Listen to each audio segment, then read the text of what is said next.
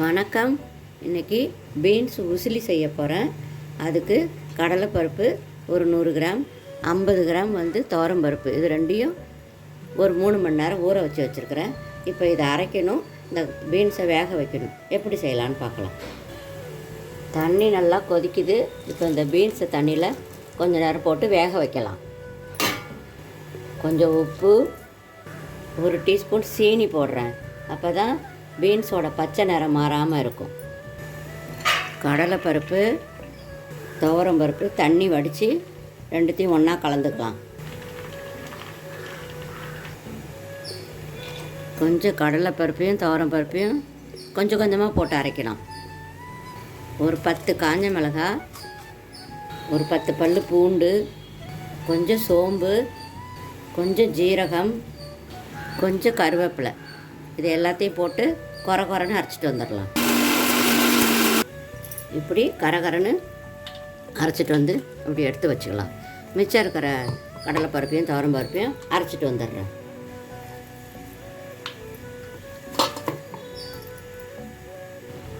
இப்போது பீன்ஸ் நல்லா வெந்துருச்சு.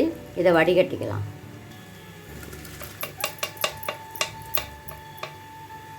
பீன்ஸ் நல்லா வெந்து வடிகட்டி வச்சுருக்கிறேன். இது அப்படியே இருக்கட்டும். அரைச்சி வச்ச கடலைப்பருப்பில் 1 டீஸ்பூன் மஞ்சத்தூள் போட்டுக்கலாம். கொஞ்சம் உப்பு, எல்லாத்தையும் போட்டு பெசரி ஆவியில் வேக வச்சு எடுத்துக்கலாம். ஒரு இட்லி தட்டில் கொஞ்சமாக எண்ணெய் தடவி ஆவியில் வச்சு வேக வைக்கலாம்.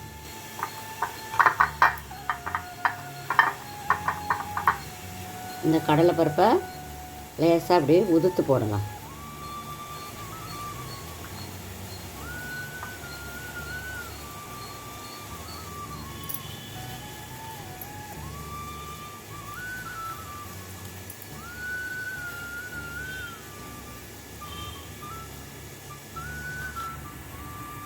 தண்ணி நல்லா கொதிக்குது. இப்போது இந்த தட்டை அதில் வச்சிடலாம். ஒரு 15 நிமிஷம் வேகட்டும்.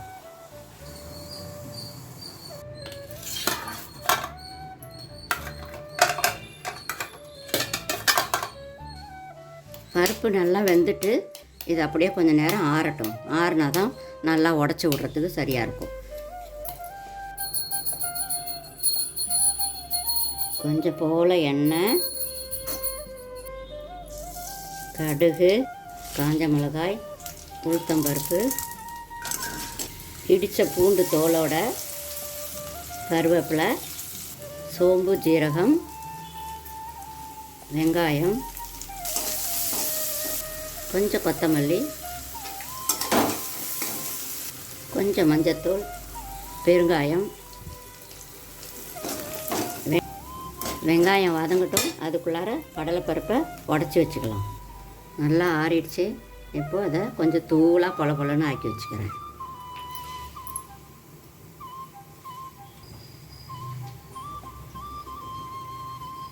இப்போது இந்த கடலைப்பருப்பை இதில் அப்படியே கொஞ்சம் கொஞ்சமாக தூவி கிண்டிக்கிட்டே இருக்கலாம்.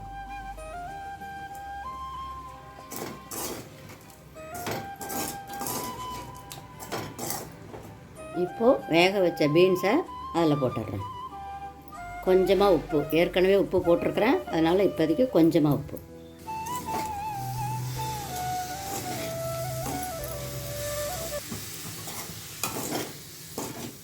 இப்போ கொஞ்சம் கொத்தமல்லி தழை அதில் தூவிக்கிறேன்.